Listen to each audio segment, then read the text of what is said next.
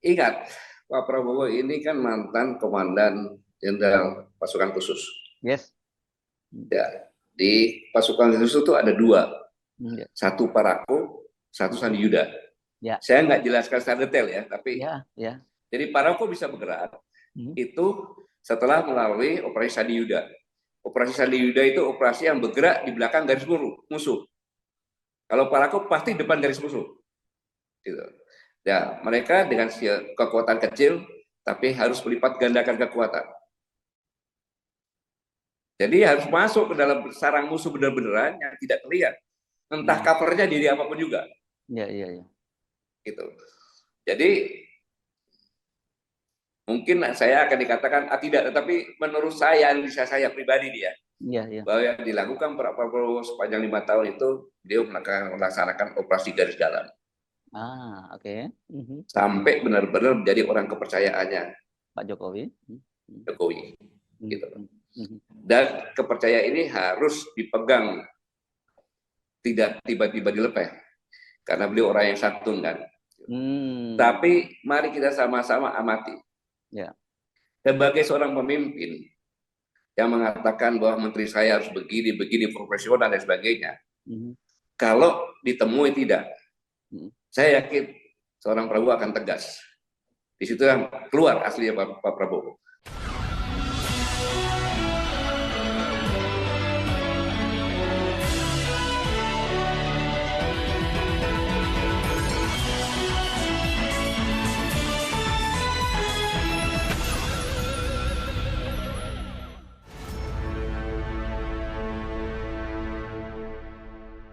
Halo, halo, apa kabar? Assalamualaikum warahmatullahi wabarakatuh. Senang sekali saya Hersbun Arif dari Forum News Network bisa menjumpai Anda semua. Hari Ahad kemarin itu para menteri kabinetnya Pak Prabowo sudah selesai digembleng di Lembah Tidar di Akademi Militer dan hari ini mulai bekerja penuh. Dan salah satu yang diharapkan sebenarnya itu adalah Pak Kabinet menjadi solid, menjadi kompak. Tapi banyak orang yang mempertanyakan apakah bisa kompak dengan latar belakang dan kepentingan berbeda-beda. Belum saja kan kita sudah tahu ada seorang Bahlil misalnya malah mencium tangannya Gibran bukan mencium tangan Pak Prabowo gitu. Ada juga yang menggunakan kop surat dinas untuk kepentingan pribadi namanya Yandri dan katanya minta maaf karena dia masih belajar. Oh, enak ini, menjadi menteri harus belajar dulu. Oke, tapi saya akan mengajak Anda untuk menyoroti soal ini, soal apa sih kenapa mereka dibawa ke Lembah Tidar itu dengan seorang yang sebenarnya Anda sudah kenal, tapi saya sendiri juga lupa kalau beliau ini ternyata pernah jadi Gubernur Akmil, yakni Jenderal Purnawirawan Gatot Nurmantio. Assalamualaikum, Pak. Waalaikumsalam warahmatullahi wabarakatuh, Pak Yusuf. Salam. Yes. Orang banyak ingatnya Pak Gatot tuh lebih yang paling diingat ya itu Pangkostrat karena pernah terjun payung juga waktu itu ya. Terus Panglima TNI. Ternyata Bapak pernah jadi Gubernur Akmil ya, Pak. Tahun berapa itu? Gubernur Akmil sebelum Pangdam ya, saya berarti tahun Lupa. saya hanya 8 bulan tuh. Oh, sebentar di sana ya. Oke. Tapi walaupun sebentar kan juga alumni Akmil dan pernah jadi gubernur Akmil pasti pasti tahu banget ya. Apakah apa sih sebenarnya simbol kenapa Pak Prabowo membawa ke sana itu? Orang kemudian melihat ini militeristik, tapi kemudian dibantah oleh bukan militeristik tapi soal disiplin kata Pak Prabowo gitu. Iya, Bung Hesu kan nyampaikan kan, belum apa-apa sudah ada yang kayak Bahlil nyium tangannya. Ada Prabowo dia biasa-biasa aja presidennya kan, Iya. tangan, Iya. kemudian ada yang menteri gunakan kop surat dan lain sebagainya.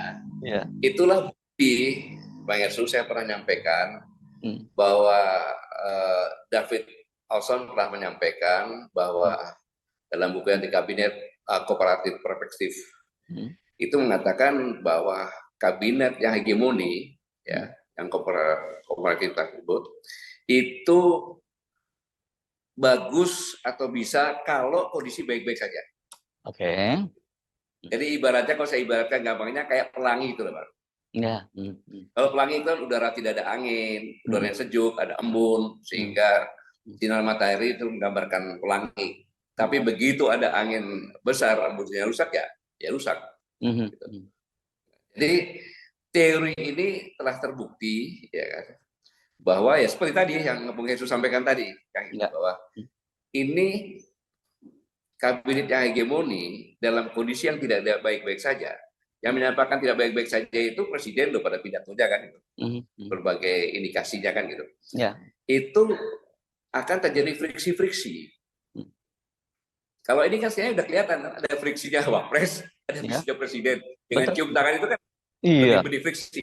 Nah, kemudian yang bahaya lagi kalau nanti semakin mengental lagi akan menjadi semacam politbiro, organisasi dalam organisasi.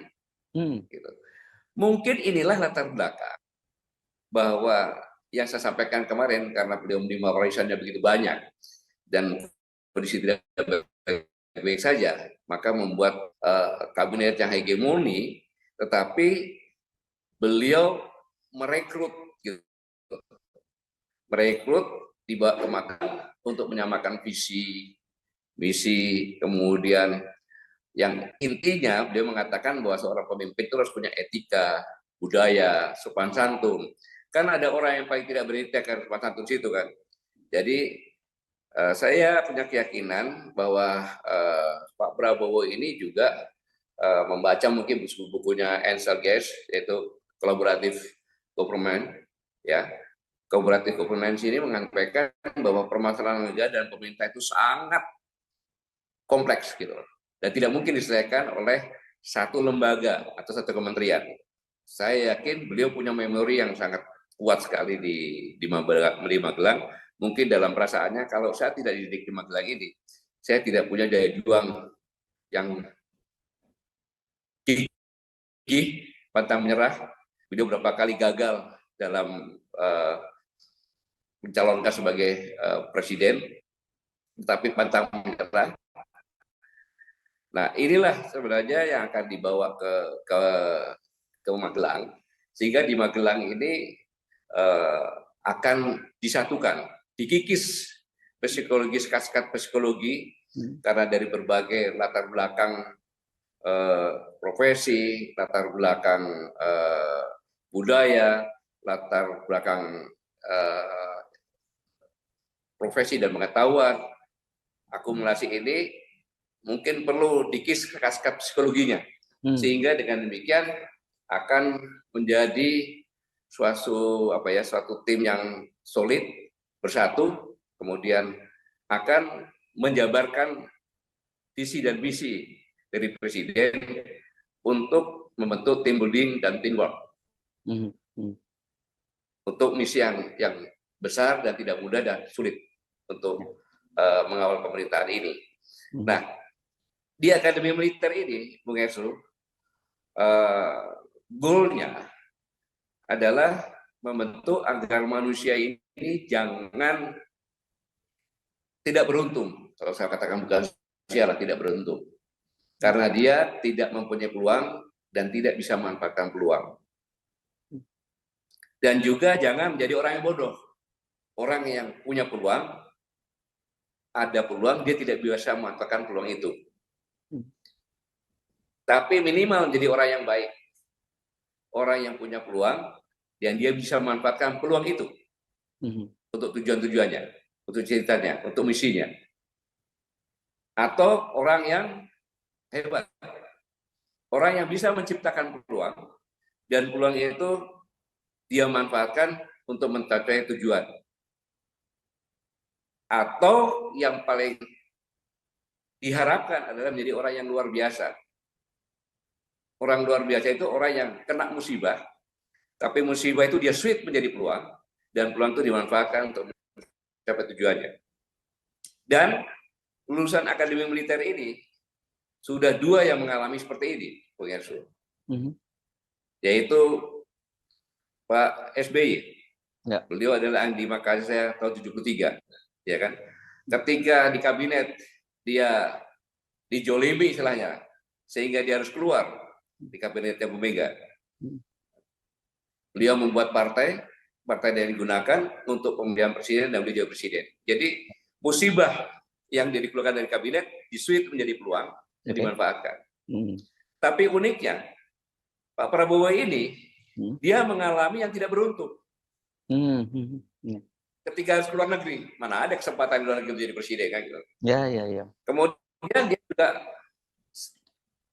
sempat mendapatkan peluang 2 kali dapat peluang untuk jadi presiden, gagal. Ya. Tapi begitu 2019 beliau gagal, beliau men-switch kegagalan itu menjadi peluang, yaitu dengan bergabung dengan pemerintahan Jokowi, dan peluang itu dimanfaatkan dia jadi presiden. Ya. Jadi gol-gol inilah sebenarnya maka wajar kalau di dalam kabinetnya Pak Prabowo sekarang ini, kalau nggak salah polisi ada 1, dan dari Angkatan Darat ada 4 yang meraih prestasi tertinggi pada saat lulus Akademi Militer, yaitu Andi Makayasa. Ya. Jadi saya mau sampaikan bahwa di Akademi Militer itu maupun Akademi Kepolisian itu memang kita dididik dengan sistem yang benar-benar ketat, sehingga alamlah setelah dia keluar membuktikan gitu. Ya. Begitu Bung Yasu. Ya, ini kan tentu bagi para menteri yang latar belakangnya militer, apalagi yang pernah dididik di Kawah Chandra di muka di Akmil, itu bukan hal yang baru. Artinya mereka bisa cepat menyesuaikan dan dia paham apa yang dimaksud oleh Pak Prabowo. Karena kan digembleng di sama-sama di sebuah akademi yang sama. Tapi kan kalau kita ini cuma berapa hari di situ, Pak. Bayangkan kan Bapak membentuk itu setidaknya berapa? 4 tahun ya, Pak ya, di Akademi Militer itu sehingga terjadi seperti itu ya. Iya, betul. Ya. Ini kan waktunya singkat. Iya, betul, Bung. Ya. Memang benar waktunya singkat, tetapi saya yakin yang pertama adalah dengan suasana di Magelang, ya, di bawah Gunung Tidar, di mana berdasarkan prestasi tanah itu adalah mempunyai nilai sejarah perjuangan, ingin menanamkan sifat heroik, ya. Berani dalam arti kata bukan berani berkelahi, tetapi seorang pemimpin berani mengambil keputusan. Kan seorang menteri diperlukan untuk berani mengambil keputusan, tentunya dengan analisa, pengetahuan dan sebagainya itu. Berani mengambil keputusan. Kemudian ya saya katakan tadi, ini untuk menjatuhkan team building. Ya. Untuk menyatukan juga agar mempunyai teamwork yang bagus. Gitu. Team building kan menekankan hubungan antar anggota. Kalau teamwork kan akumulasi untuk mencapai tujuan. Ini yang beliau sampaikan dengan mengikis sekat-sekat psikologi, karena jelas latar belakang politiknya berbeda, usia berbeda, pengalaman berbeda, profesi berbeda, jam terbang juga berbeda, sehingga ini diharapkan jiwa korsa, kemudian rela berkorban, persatuan-kesatuan, dan keinginan bersama untuk mencapai tujuan dengan semangat berani dan patriotisme, ini yang bisa ditanamkan dalam waktu yang singkat. Ini mungkin harapannya seperti itu, tetapi namanya orang sudah terbentuk kan, agak susah juga sebenarnya kan gitu. Iya. Oke, saya lupa sedikit tanya tadi soal beruntung itu pengertiannya Bapak apa ya? Kalau orang seperti Pak Gatot itu termasuk beruntung apa enggak ini sampai jadi Panglima TNI? Ya kalau saya sih Bung Yesu termasuk yang kelompok baik lah. Oh baik. Iya saya punya peluang, ya kan. Ya baik, cukup baik, kita bukan yang hebat dan luar biasa lah. Karena menurut saya mendapat peluang itu bukan saya ciptakan, tapi peluang itu diberi sama Allah Subhanahu Wa Taala. Dan saya harus memanfaatkan peluang itu syukur saya gitu. Iya. Dan alhamdulillah dengan demikian saya bisa mencapai sebagai seorang prajurit sesuai dengan mimpi saya. Yang saya catat dalam ketika orang masuk di Akademi Militer, disodorkan cita-citamu jadi apa? Apa Bapak waktu itu? Menulis jadi Panglima ABRI gitu. Dan alhamdulillah saya Panglima ABRI.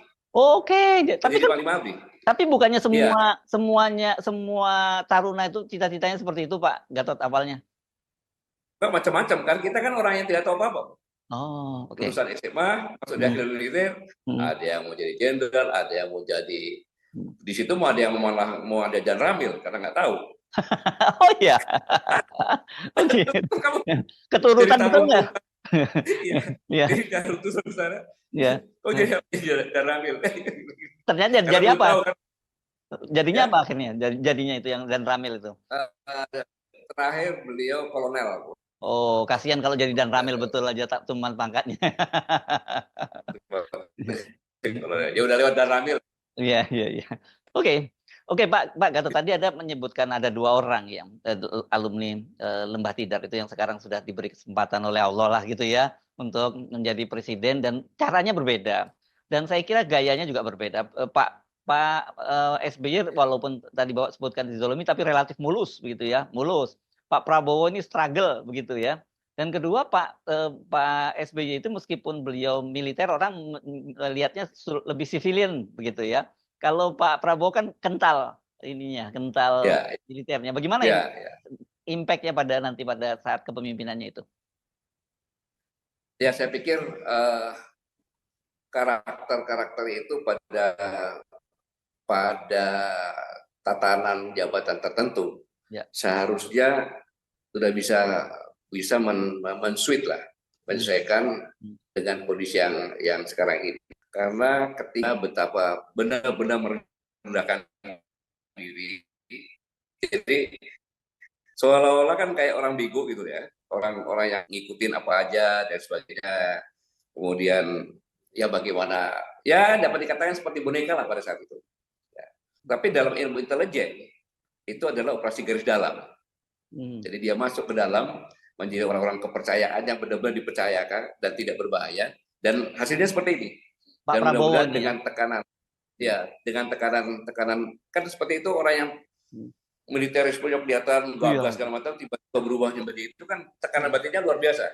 Betul. Dan selama 5 tahun seperti itu, saya yakin mudah-mudahan beliau konsisten dengan apa yang disampaikan dalam pidato kenegaraan yang pertama itu. Menekankan demokrasi yang santun, demokrasi yang berkemanusiaan, demokrasi yang Pancasilais, demokrasi yang tidak menyerang, ya, demokrasi yang merangkul. Ya, ini kan suatu harapan, dan mudah-mudahan beliau di saat umur 73 ini, saya yakin bukan mencari apa-apa, tapi hanya ingin meninggalkan nama baik saja sebagai presiden yang antitesis dari presiden sebelumnya, yang penuh dengan kebohongan, tapi ini penuh dengan kejujuran, dan apa yang disampaikan akan dilaksanakan dengan sungguh-sungguh dan bisa memberikan contoh teladan kepada para menteri dan kepada seluruh rakyat Indonesia untuk kita bisa bangkit. Nah, ini menarik ya, Pak Gatot menyampaikan seperti ini. Ini pertanyaan, banyak orang bertanya, apa yang terjadi dengan Pak Prabowo ini? Kan dikenal sebagai, ya dulu disebutnya macan Asia gitu ya kan. Dan kemudian tiba-tiba ketika dengan masuk ke lingkungannya Pak Jokowi, jadi menterinya Pak Jokowi, kok jadi seperti itu gitu. Dan sekarang pun orang juga bertanya-tanya kenapa menteri-menterinya banyak sekali orangnya Pak Jokowi, tapi pidato-pidatonya, pengarahannya pada rapat perdana kabinet itu paradigma yang berbeda sekali dengan Pak Jokowi gitu loh Pak. Jadi orang banyak yang bingung nih, bagaimana itu kita memahaminya? Saya katakan tadi, Bung Herso, ingat Pak Prabowo ini kan mantan komandan jenderal pasukan khusus. Yes. Ya, di pasukan khusus itu ada 2, satu Parako, satu Sandi Yuda. Ya. Saya nggak jelaskan secara detail ya, tapi ya. Jadi Parako bisa bergerak itu setelah melalui operasi Sandi Yuda. Operasi Sandi Yuda itu operasi yang bergerak di belakang garis musuh. Kalau Parako pasti depan garis musuh. Gitu. Ya, mereka dengan kekuatan kecil tapi harus melipat gandakan kekuatan. Jadi harus masuk ke dalam sarang musuh benar-benaran yang tidak terlihat. Entah covernya diri apapun juga. Iya. Gitu. Jadi mungkin saya akan dikatakan tidak, tetapi menurut saya, analisa saya pribadi dia, bahwa yang dilakukan Pak Prabowo sepanjang 5 tahun itu, dia melaksanakan operasi garis dalam. Oke. Sampai benar-benar menjadi orang kepercayaannya Pak Jokowi. Gitu. Dan kepercayaan ini harus dipegang, tidak tiba-tiba dilepeh, karena beliau orang yang santun kan. Tapi mari kita sama-sama amati. Ya. Sebagai seorang pemimpin yang mengatakan bahwa menteri saya harus begini profesional dan sebagainya, kalau ditemui tidak, saya yakin seorang Prabowo akan tegas. Di situ yang keluar aslinya Pak Prabowo. Kamu salah dan kamu tinggalkan kementerian ini. Ya. Dan kita lihat saja omongan saya benar atau tidak itu. Ya. Iya kan? Kan Ya. waktu masih berjalan. Waktu masih berjalan kayak gitu. Ya, oke. Masih berjalan. Dan ini yang harus sama-sama kita amati. Ya terima aja semuanya karena memang situasi sekarang warisannya begitu besar yang diberikan kepada pemerintahan Pak Jokowi kepada Pak Prabowo kan benar-benar sangat luar biasa beratnya. Dan beliau tahu bahwa 5 tahun ini harus benar-benar kita ngebut karena kalau tidak ngebut, Bung Hersu, ini yang saya sangat ingatkan kepada seluruh masyarakat ini bahwa pada tahun 2030 kita mendapati dependensi rasio mencapai titik terendah di 46,9%. Artinya kelompok usia produktif itu mencapai 2 kali lipat dari bandingkan dengan yang tidak produktif. Saya ulangi, kelompok yang produktif itu jumlahnya 2 kali lipat dari yang tidak produktif. Ya. Artinya apa? Yang tidak produktif ini kan tanggungan pemerintah kan? Ya. Kalau yang produktif ini dia bisa punya lapangan pekerjaan, semuanya baik dalam luar negeri, maka yang non produktif ini kan bapaknya, kakeknya itu kan tanggung jawab yang produktif. Pemerintah akan lebih ringan. Tapi bayangkan, Pak Yesu, kalau 5 tahun ini, ya, pemerintahan yang dipimpin oleh Pak Prabowo ini tidak bisa menyiapkan lapangan kerja, baik dalam dan luar negeri, yang 46%, lebih hampir 47% di jumlah penduduk Indonesia. Bayangkan, semuanya akan menjadi tanggungan pemerintah. Ya. Itulah saatnya kita benar-benar jatuh di situ. Makanya dengan kondisi seperti ini mungkin ya kita tidak bisa berpesimis dulu. Okay. Tidak bisa berpikiran negatif dulu. Kita berpikiran positif untuk melakukan semuanya, nanti lewat seleksi dalam kerjaan-kerjaan. Bahasanya gini, saya mendapatkan orang seperti ini. Saya percaya kamu orang baik semuanya. Maka mari kita sama-sama ke Magelang menyatukan visi, misi, ya, team building, teamwork semuanya menjadi satu. Jiwa korsa yang kuat. Habis itu setelah jalan, kamu buat ya saya lepasin. Mulai dari situlah diganti dengan yang lebih profesional lagi tentunya. Mudah-mudahan demikian begitu. Ya. Oke, itu kan dengan asumsi bahwa Pak Prabowo sepenuhnya yang mengendalikan. Oke, kita tahu ada menteri-menterinya, itu bisa diselesaikan oleh Pak Prabowo, katakanlah semacam itu.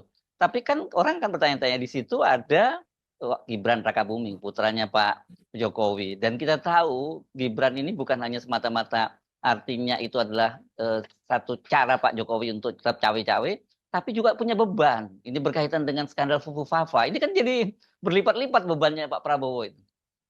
Justru itulah, Bung Ersu. Jadi warisannya Pak Prabowo kan saya bilang kan 2. Ya. Ya kan? Ya. Sekarang bayangkan saja. Saya yakin Pak Prabowo orangnya normal. Gitu. Maksudnya? Ketika waktu gini Bung Ersu, kan saya pernah sampaikan seperti ya. Ketika sang paman mengatakan alhamdulillah 1 permasalahan sudah saya selesaikan, batas umur minimal. Ya. Tinggal 1 batas umur maksimal kan gitu. Ya kan? Bisa jadi salah satu calon presiden tidak bisa mendaftarkan sebagai presiden. Ya. Kalau nggak salah itu hari Sabtu atau Jumat saya lupa. Besoknya langsung Pak Prabowo di Kertanegara mendeklarasikan bahwa calon wakil presidennya adalah Gibran kan gitu. Gibrannya nggak ada di situ. Maknanya apa? Pak Prabowo menjawab, hei paman, ponakanmu sudah saya angkat menjadi wakil presiden. Amankan saya dong. Jangan khawatir kan gitu kan? Ya. Makanya setelah itu bukti omongan saya benar ini ketika deklarasi bersama-sama di Senayan dengan gagah perkasa, ya kan? Pak Prabowo menyampaikan ini wakil saya kan? Ya. Maksudnya kan pegang mic sebentar aja dong. Ya. Perkenalan saja kan, kembalikan kepada Prabowo. Tapi yang terjadi kan tidak. Ya. Justru Prabowo disuruh duduk. Duduk ya betul. Ya kan? itu beliau marah sampai beliau lari ke depan lagi ngomong, saya disuruh duduk oleh Mas Gibran. Ya, ya, ya kan? Ya. Kemudian Gibran dengan gagahnya, Pak Prabowo tenang saja, saya sudah ada di sini. Tenang saja, sudah di sini. Apa maknanya? Tidak ada etika sama sekali. Sombong luar biasa gitu. Orang tua digitukan. Gitu. Saya pikir Pak Prabowo tahu itu. Tidak sebodoh itu, dia tidak tahu, tidak punya perasaan. Nah, kemudian ketika sidang kabinet, sang presiden sedang menata kabinet, sang wakil presiden menerima tamu. Ya, ada Cina dan Korea ya Pak ya yang gitu. Orang bilang buat perjanjian, itu perjanjian bohong-bohongan. Menurut saya loh. Oh gitu? Loh, wakil presiden tidak bisa membuat perjanjian dengan luar negeri. Presidennya ada kok. Nggak sah itu. Nggak sah. Tapi mungkin itu bukan, itu hoax saja mudah-mudahan ya. Gitu. Kan seharusnya semacam ini kan kecuali kalau itu diperintah. Mungkin sebentar lagi ada pernyataan diperintah itu untuk nutupin semuanya. Tapi etikanya bukan seperti itu. Etikanya seorang wakil, dia bersama-sama dengan sang presiden. Gitu. Dan dia menyelesaikan apa yang menjadi petunjuk atau presiden berikan petunjuk kepada menterinya sebagai wakil, dia menjabarkan lagi ke menterinya. Kamu sudah tahu apa yang dimaksud. Kan seperti itu harusnya. Ya. Oke. Kemudian yang terakhir sekarang ini, Bang Hesu, pulang duluan. Betul, iya betul. Langsung ke pasar belusukan. Pulang duluan terus bagi-bagi. Iya, bagi-bagi susu. Tahu nggak tahu bagi-bagi itu? Ya. Apa itu etika? Ini beban. Ini beban yang publik harus paham gitu. Bahwa presiden kita semuanya ini tidak bisa menjalankan misinya dengan benar-benar karena ada beban ini. Belum lagi kalau kita mereview ke belakang lagi. Bayangkan. Nama baik presiden kita, ya kan, dan anaknya, staf keluarganya diinjak-injak seperti binatang. Maksud Bapak Fufu Bapak ya? Yang itu? Iya. Gitu kan. Yang saya sampaikan itu Fufu Bapak. Tapi maksud saya adalah saya menuntut juga kepada presiden. Buktikan loh itu benar atau tidak. Punya kominfo yang baru, ya kan? Minta kepolisian, dia punya IT-nya. Dan ini suatu hal yang sangat mudah, Bung Hesu. Sangat mudah, Bung Hesu.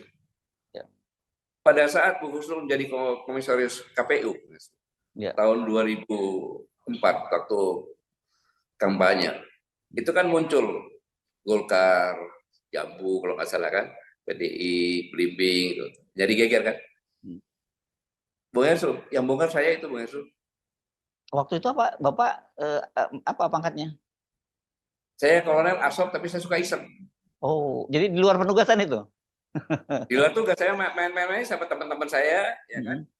Itu IT ya, Pak ya? Yang lucunya Bu Husnul itu, dia kalau mengucap masalah IT ngomongnya tanya sama GM. Setelah saya pensiun baru dia tahu kalau GM itu saya. Oh, oke. Artinya ya. Saya punya KPU, Bang Hesu, bisa masuk dan saya bisa buka.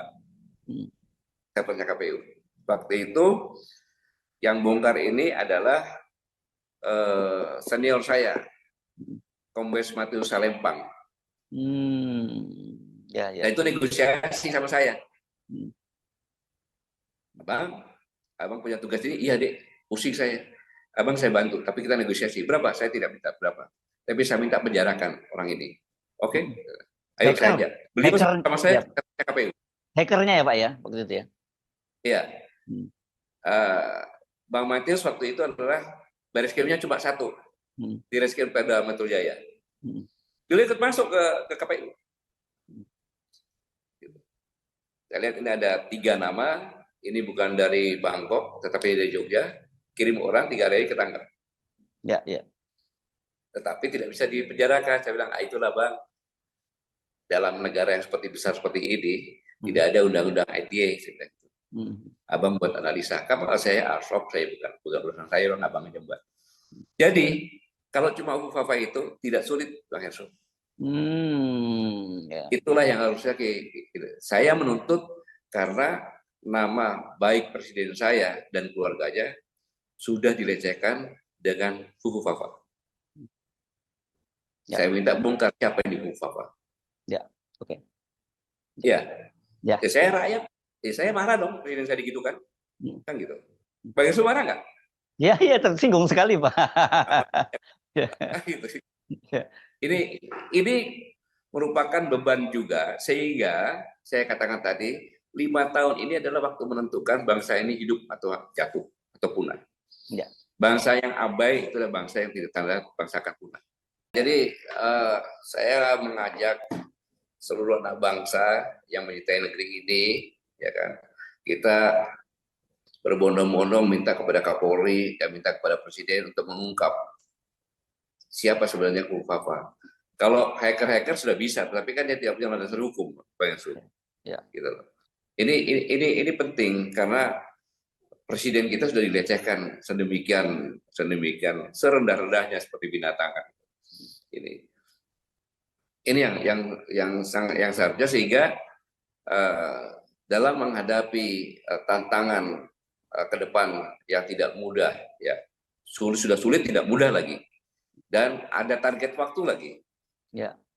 2030 ini kalau kita tidak benar-benar menyiapkan lapangan kerja yang begitu banyak, maka beban negara terhadap rakyatnya yang harusnya bonus demografi menjadi minus demografi dan jadi tanggungan negara ini sangat luar biasa bebannya.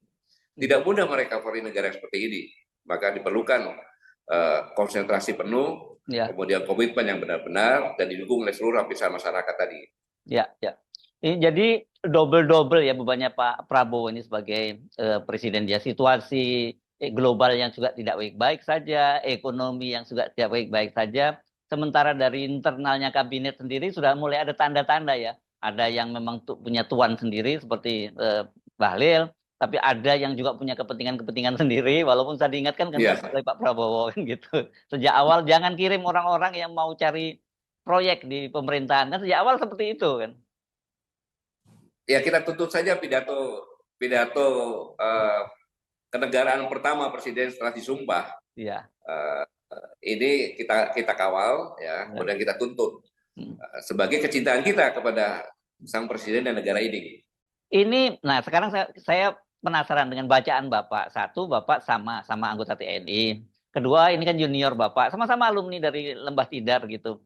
Bacaan Bapak dalam situasi semacam ini, apa yang dilakukan oleh Pak Prabowo? Kan Pak Prabowo ini orang yang sebenarnya sudah survive gitu. Kalau militer pasti pernah dia mati lah, hampir mati, tapi dia sukses. Tapi secara politik kan sebenarnya Pak Prabowo juga sudah hampir mati, tapi bisa rebound dan sekarang jadi presiden lagi gitu. Jadi presiden, bukan presiden lagi maksudnya. Ya, itu yang saya katakan. Beliau orang yang luar biasa seperti SBY kan. Ya. Kena musibah, tapi musibahnya disuit. Kemudian dimanfaatkan sebagai pulang, dan beliau berhasil memanfaatkan peluang itu sebagai seorang presiden. Dan apa yang Bang Hersul sampaikan, sebenarnya beliau itu udah final. Apa sih yang cari? Ya, mudah-mudahan beliau hanya ingin ketika turun nanti namanya dikenang. Ya. Namanya dikenang bahwa Indonesia pernah punya seorang presiden yang bisa bangkit dari keterpurukan yang luar biasa, ya kan? Ya, untuk mengangkat bangsa ini sesuai dengan cita-citanya menuju Indonesia Emas tahun 2045. Saya pikir yang dicari, menurut analisa saya, itu saja yang dicari sama beliau. Ya. Ingin memberikan yang terbaik untuk negara ini, kemudian meninggalkan nama besar, karena nama besar itu sudah diukir oleh pamannya, 2 orang pamannya. Yang satu masih kadet sudah gugur, artinya sudah perwira sudah gugur. Dan mudah-mudahan beliau bisa menyelesaikan misi ini entah 5 tahun, entah 10 tahun, tapi mengantarkan bangsa ini sesuai dengan cita-cita menuju masyarakat yang adil dan makmur, gitu. Sesuai dengan cita-cita Undang-Undang Dasar 1945. Ini yang Bung Hersul tanyakan. Kalau apa sih yang beliau tujuannya? Pak Prabowo udah umur 73 kan, anaknya sudah berhasil mengukir dunia internasional kan, walaupun dibesarkan sendiri waktu itu, membesarkan dirinya sendiri, tapi bisa mengukur prestasi di internasional. Apa ya? Udah final sebenarnya kan, hanya untuk mengabdi kepada negara dan bangsa. Itu menurut analisa saya. Mudah-mudahan tidak salah gitu, Bu Ersu. Iya, iya. Ini penting insight dari orang, ya walaupun Bapak itu kita sebut sebagai orang dalam ya, karena sama-sama ya ini kita pengen cara memahami seorang jenderal itu seperti apa, karena orang banyak bertanya-tanya, kok nggak seperti yang kita bayangkan sebelumnya ya Pak Prabowo ketika jadi presiden, kan banyak orang yang seperti itu, yang berpikiran seperti itu. Ya apa sekarang ini menurut saya dengan rangkaian pembekalan di Hambalang kan gitu. Ya. Kemudian pembekalan lagi di sidang kabinet yang pertama, kemudian di Akademi Militer, mudah-mudahan di Akademi Militer ini di Magelang ini lebih komprehensif lah. Ya. Tentu sebagai bagian dari masyarakat, saya berharap bahwa Kabinet Merah Putih ini tidak hanya siap bekerja, tetapi lebih penting lagi menjadi tim besar yang tangguh, solid, bersatu, profesional untuk segera bergerak cepat dan efektif mengatasi masalah-masalah yang ada, masalah warisan tadi, kan gitu. Kemudian utamanya menyangkut hajat hidup orang banyak, dan dapat mengantar bangsa ini dan negara ini menuju ke tujuan yang lebih besar. Tetapi ya ada tapi tadi kan, kita harus bergandengan tangan bersama-sama, ya kan. Mendukung itu macam-macam dengan mengontrol juga kan gitu, memberikan masukan ya. Hambatan-hambatan yang ada itu ya segera diselesaikan semuanya. Dan saya pikir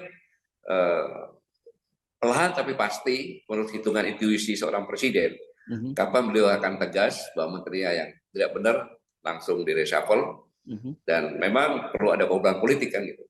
Sehingga Pak Prabowo bukan cuma ngomong doang, tapi dia buktikan gitu. Jadi militerisme yang dia miliki yang kita khawatirkan untuk masyarakat diterapkan dalam organisasinya gitu.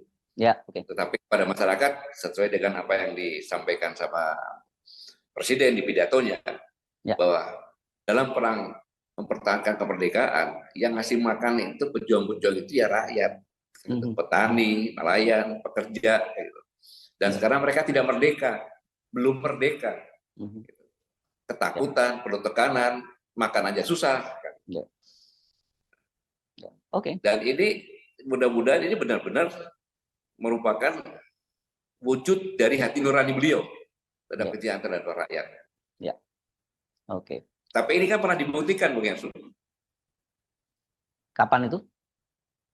Ketika beliau dapat cerita dari seorang teman bahwa kasihan ada TKI yang akan dihukum gantung.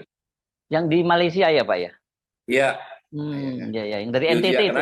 Karena dari temannya, ya kan? Dia telepon ke kakaknya, gua perlu pesawat dan gua perlu duit.